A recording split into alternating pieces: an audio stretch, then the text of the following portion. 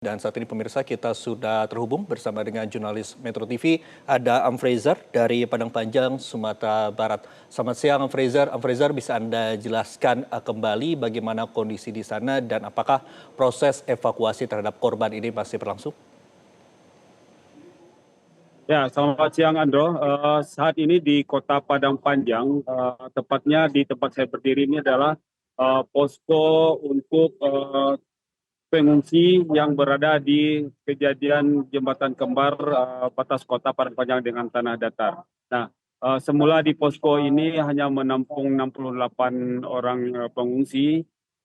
Keluarga terdampak saat ini sudah tidak mampu lagi menampung pengungsi sehingga dibuka posko baru yang berada di SD 10 yang berada di jarak 500 meter dari posko utama ini di Kelurahan Silayang Bawah Kota Padang Panjang. Nah, untuk korban di Kota Padang Panjang ini sendiri itu masih tetap sama, data yang telah ditemukan meninggal dunia itu masih 7, sementara yang masih proses pencarian itu yang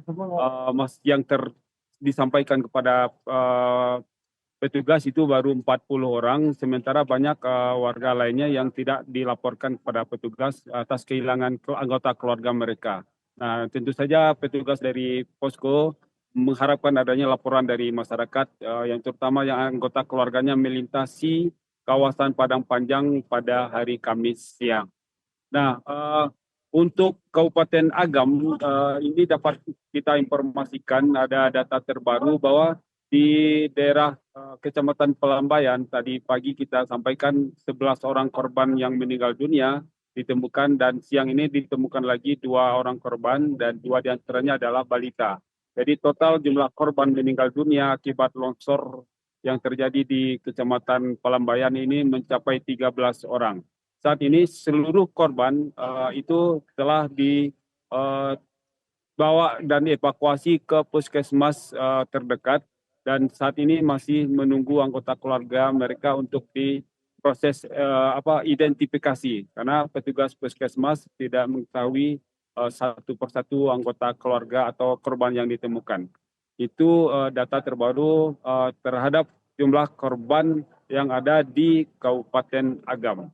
Nah, sementara untuk Kabupaten Tanah Datar itu masih tetap sama, satu korban yang masih proses pencarian di Kecamatan Batibuah Baru itu masih dilakukan proses pencarian. Petugas masih terkendala kekurangan alat berat.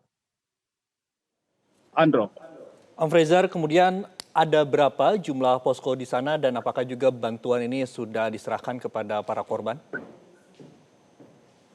Ya, di Kota Padang Panjang ini awalnya ada 8 posko bencana, 1 posko petugas BPPD dan 8 lainnya itu adalah posko untuk pengungsi. Nah, saat ini hari ini sudah meningkat lagi jumlah posko pengungsi menjadi 1 lagi.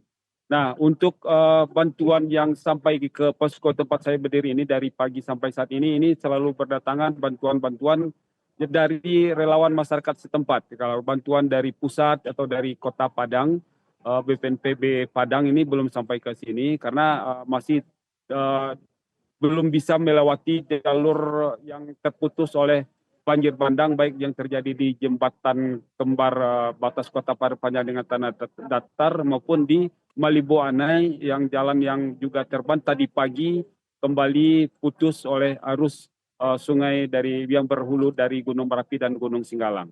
Jadi bantuan dari pusat dan dari provinsi untuk Kota Padang Panjang ini belum bisa memasuki kawasan ini. Jadi bantuan bagi pengungsi itu adalah bantuan dari warga sekitar dan dari BPBD dan PMI di Kota Padang Panjang. Andro.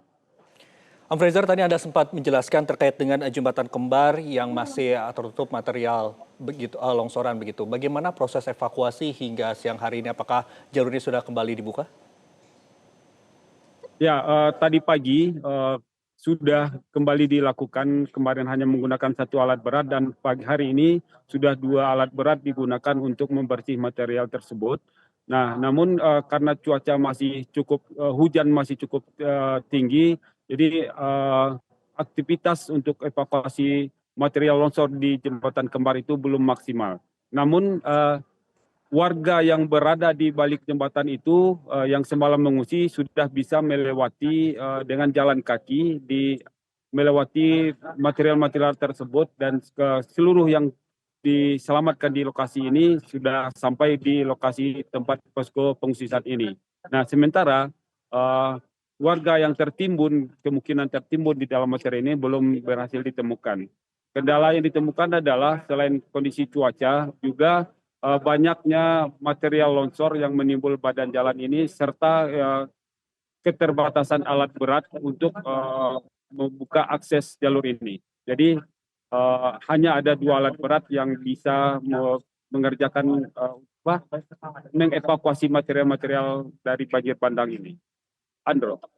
Baik, terima kasih Amfrezer melaporkan langsung dari Padang Panjang, Sumatera Barat. Selamat kembali bertugas. Jelajahi cara baru mendapatkan informasi. Download Metro TV Extend sekarang.